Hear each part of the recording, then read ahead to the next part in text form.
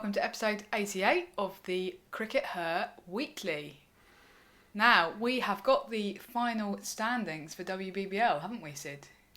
Yeah, it wasn't decided until kind of the very last minute. There was still, a very, very slim chance going into the final game that Perth Scorchers wouldn't make it. They'd have had to have suffered an extraordinary loss. I worked out that if Sydney Sixers had batted first and made 150 and then bowled the Scorchers out for 6, then the Scorchers would still have finished first on net run rate. As it is, the Scorchers actually won that game and sent themselves sailing straight through to the final at home in Perth next weekend. I backed the team that finished top of the group stages. Yeah, you did. I think they've got a very good chance of going on to win the tournament. But they will have a challenger after the Eliminator and the Challenger and all that have been played. I was a bit confused about these names, Eliminator and Challenger. I've been referring to them as the first and second semi-finals. Apparently it all comes from like AFL and the way that they work out their end of season playoffs. Okay. And it makes a little bit more sense if you think of it in AFL terms, apparently. So thanks to the people on Twitter that put me straight on that. Anyway, so it's been quite an exciting end to the tournament. We didn't know who was going to, as I say, qualify directly for the final until quite at the last minute. So the Renegades came second and they'll be playing in the sort of second semi-final, and the Heat and the Strikers will be playing in the other semi-final. So that's all coming up. So exciting times, and I look forward to a good week of the final competition. And good to see somebody other than the Hobart Hurricanes taking home the Wooden Spoon Award this year, Sid. Yep, the Sydney Sixers have won that particular prize. I don't know whether there's an official wooden spoon that they get. If there isn't, perhaps we can send them one, a sort of CRICKETher branded wooden spoon that they could, Lise Perry could put that in her trophy cabinet along with her several World Cup winners' medals and her ICC Cricketer of the Year medal, and I'm sure she'll have it. It would have pride of place. I think. Yeah, I mean they take pride in these golden caps, so why not the CRICKETher Wooden Spoon Award? Now, there was an interesting discussion on commentary because Brad Hodge has come up with what he says is his Australia T20 team. Hang on, can I just interrupt you there, Ralph? I believe that you're legally required to refer to him as Hodgie. Oh, okay. So Hodgie has come up with his Australia T20 team, and controversially, it does not include Meg Lanning, and it doesn't include Ash Gardner either, who are both kind of current stalwarts of the Australia current T20 team, both recently featured in their World Cup win in 2020. So it's been a difficult tournament actually for some of those leading stars of Australian cricket, and we might add Alyssa Healy into the mix as well. She's had a difficult tournament. Obviously Ash Gardner's had a run of ducks, and Meg Lanning I think made a 50 in the last match today, but has generally struggled across the tournament. And we did kind of hint about this last week. We've got the Women's Ashes coming up. Should those players not be featuring in the Women's Ashes, Sid? I think if you're not going to play Meg Lanning in your Australian 11, you probably need your head examined. Look, she remains a quality player, and I think that also she's a quality captain for that international situation. Here's the thing with Meg Lanning, right? That she's never really won anything domestically. I'm not sure if she's won anything at all domestically. She never has done. I don't think she's actually a very good domestic captain either. Controversial, but here's the thing, right? That Meg Lanning is the perfect captain for this situation Australia are in. What Meg Lanning does extremely skillfully is she's able to absorb the enormous amounts of information that she gets from the analysts and the coaches and then put that into practice in a game situation. Now, put her in a domestic competition where she has a lot less analysis available to her, then I think she struggles. But she's got a remarkable ability. If you watch Australia in the field, how many times does the ball from the batter go straight to a fielder? It's because the fielders are always in the right place, because Meg Lanning absorbs all that information from the analysts, remembers it and puts it into practice. That she is absolutely meticulous, and that's the captain that Australia need. So I think it's crazy talk to drop her. Ash Gardner as well. Well, no, I think that she's going to come good, and I think that she'll probably take England to pieces in the Ashes following this. But it's certainly true that there's opportunities for others in Australia can sometimes seem a bit short. So Georgia Redmayne, for example, she got into the squad recently, so she has been in the squad but hasn't actually played a game. And it's tough for those players to break in the same way as it is in England, isn't it, Raf? Yeah, absolutely. It's this. There's almost like a sunk cost thing, isn't there? Because you have centrally contracted players, and since you've had those central contracts, it becomes that it's those players that you pick to play for Australia, and there's much less looking around and going, okay, well, we're actually going to pick a team on form, which always traditionally is what you had to do in the amateur era because you didn't have any other options available to you. So I think that it's kind of been a slightly unfortunate side effect of professionalisation. Really, we should still be, to some extent, picking on form, and no international team particularly, should ever feel like a closed shop, which sometimes it's felt like England has from our perspective, and certainly people in Australia are discussing it and suggesting that it feels the same for them, kind of knowing more intimately the setup over there than we do. So I think that's interesting. But I can't really see the Australian selectors shaking it up to that extent ahead of the Ashes. Especially the idea of dropping Meg Lanning just seems just so outrageous that it will never happen. But good for Hodgie. Throw some ideas out there, get people talking. Now, we've got something else exciting that is just starting today. What is it? The World Cup Qualifiers, Sid. Ooh. So we've got 9 teams competing in the World Cup Qualifier to play in New Zealand next year. 9 because unfortunately Papua New Guinea have had to pull out for COVID-related reasons, I believe. So the teams that are competing are Bangladesh, Ireland, Pakistan, West Indies, Sri Lanka, Thailand, Zimbabwe, USA and Netherlands. So out of those teams, it's probably fair to say that it's likely that West Indies and probably Pakistan are going to kind of be taking the top 2 spots and heading out to New Zealand in the new year for the World Cup. Are there any other encounters that you're particularly looking forward to, Sid? Well, you say that, Raf, but even as we speak, those first couple of games involving those teams have started, and both are off to slightly sticky starts. Actually, Sri Lanka making hay against the West Indies bowlers. And Pakistan having a little bit of a mini collapse, and they're 5 down at the moment that we're actually, we went into recording this episode. So, Nida Dar looks like she might be rescuing Pakistan, but I think that overall they're certainly the 2 teams that you'd expect to definitely go through. But then there's a lot of questions there. But what I'm really looking forward to is seeing how teams like the USA actually compete when they're coming up against the sides from outside of their regions. Obviously, the USA in particular have made great strides in the last couple of years. They're playing on easy mode to a certain extent. Why? Because they've got possibly, some people would disagree, but I think by far the best female coach in the game at the moment, Julia Price. And it's not just me that would say that. Plenty of other players that have worked with her would say that she's the best coach they've ever worked with. They've made a fantastic selection, and you can tell when somebody's made a fantastic selection for their coach because the results kind of reflect that. But it's going to be really interesting to see if the progress they've made, in terms of their success in the Americas, what happens when they come up against a team like Ireland, or even West Indies. Are they going to be competitive, or are they going to get bowled out for 20? And then West Indies make those runs in 3 overs, kind of thing.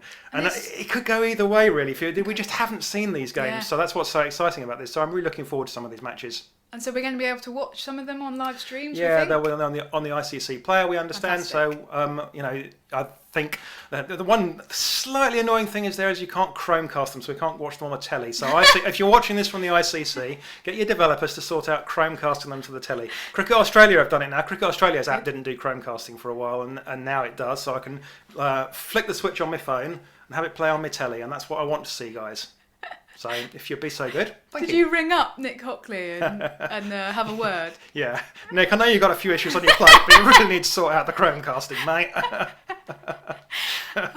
And what's interesting about the qualifiers is kind of the way that the tournament's structured, because they're having a Super Sixes stage, aren't they? And actually, it's not really going to be a Super Six. It's going to be more of a kind of fortuitous 5, might I say? Yeah, because it's not just the World Cup qualification that's at stake, is it? Yeah, we're going through this Super Sixes phase, which you may remember from World Cups of past. I think 2013 was the last Women's World Cup that used this Super Sixes thing, and it was not a roaring success. Shall we say. Yeah, that's why they changed it. Anyway, they're doing it for the qualifier. So. Yeah, but the trouble is that you're going to the Super Sixes, and then 5 of those teams end up in the ICC Championship, and 1 misses out, only 1, and those margins could be really fine. You know, you could wind up missing out on like 0.01% of net run rate. Sorry, net run rate's not actually a percentage, but you get the idea.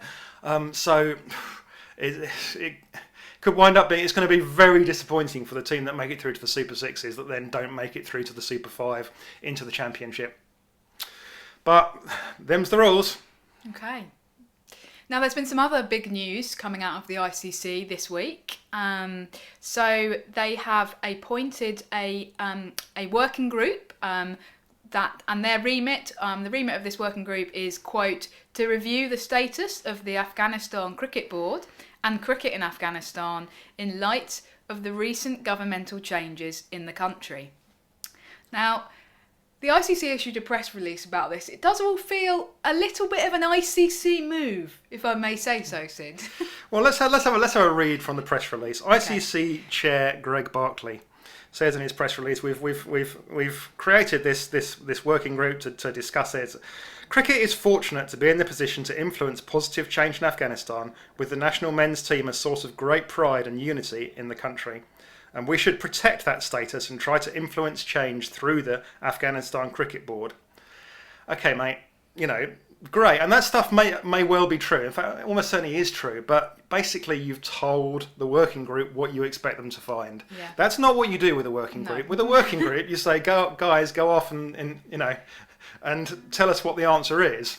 Whereas you've told them to go off, and you've already told them what answer they're expected to come up with. At that point, was there really any point in the working group at all, apart from a PR exercise? You have to ask. Yeah, that's what I meant by a very ICC move, to be honest. Yeah. And the other thing to say, of course, is that there are 4 people on this working group who all happen to be men.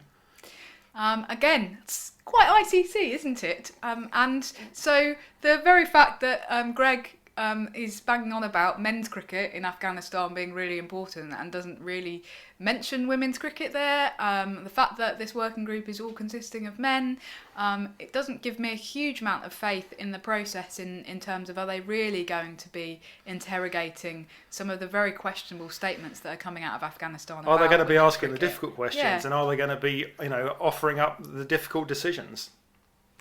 Wow. Okay. So that's one thing that the ICC announced this week. The other thing that was announced is actually to do with the Women's Committee, There's been a few changes there.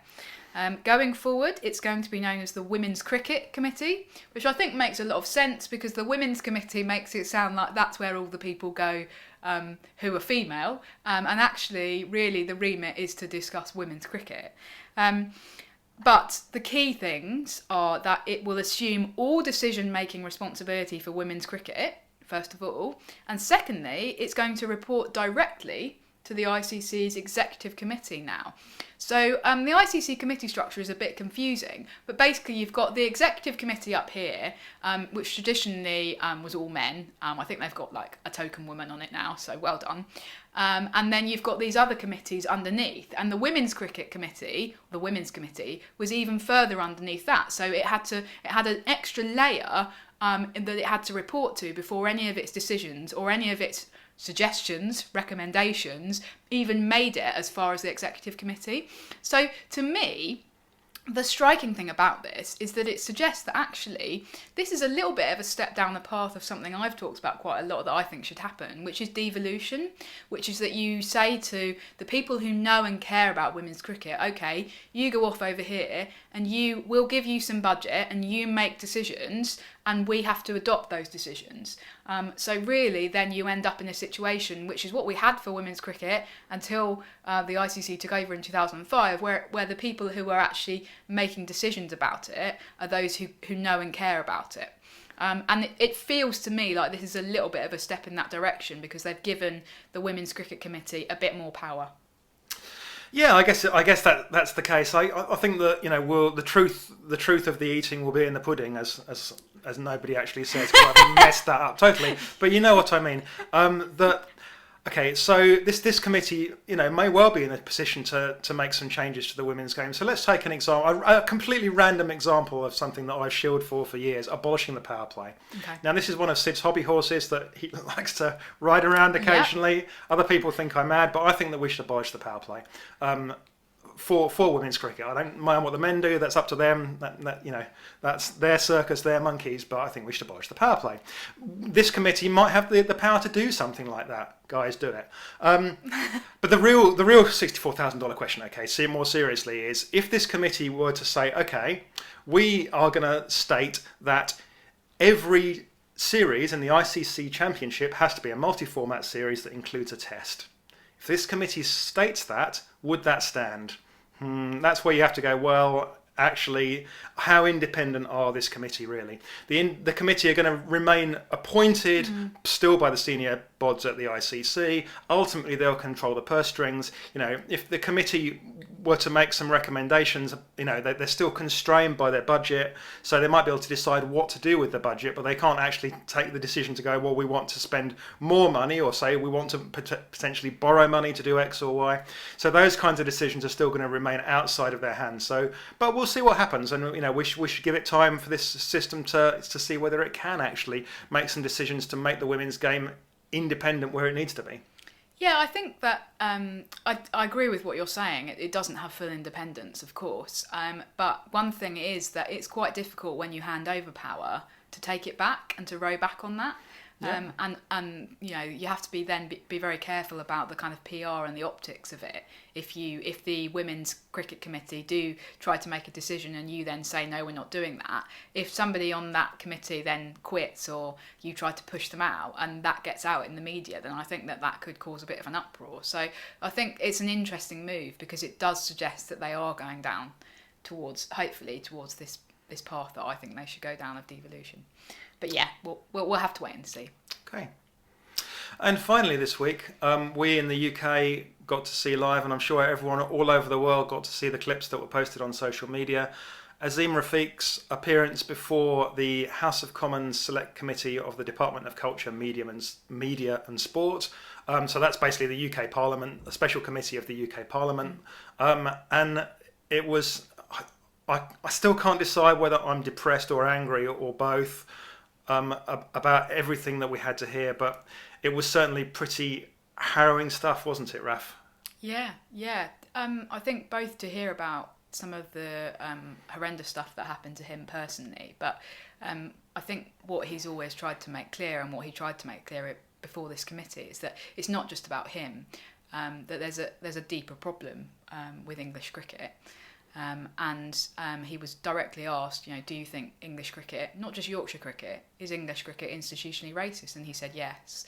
And one of the Yorkshire bods agreed with him. The ECB kind of didn't quite accept that interpretation of that characterisation of the sport. But if you actually sit down and hear what Azeem Rafiq had to say, it's very difficult to avoid that conclusion that cricket in this country is institutionally racist.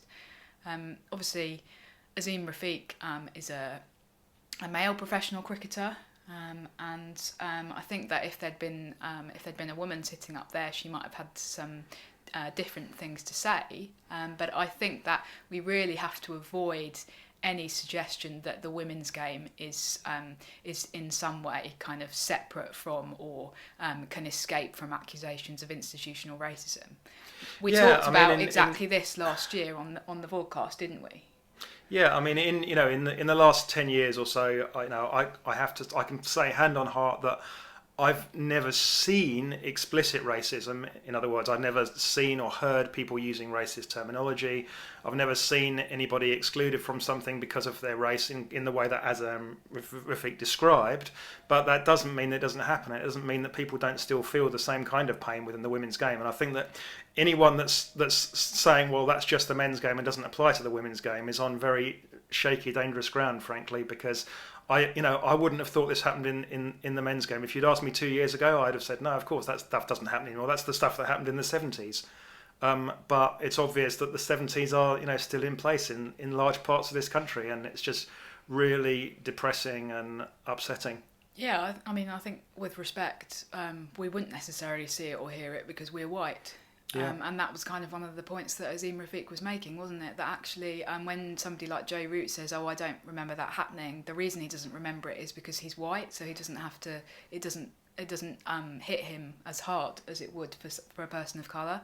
And I think that the very optics of the women's game compared to the men's game. Let's look at the England women's cricket team compared with the England men's cricket team.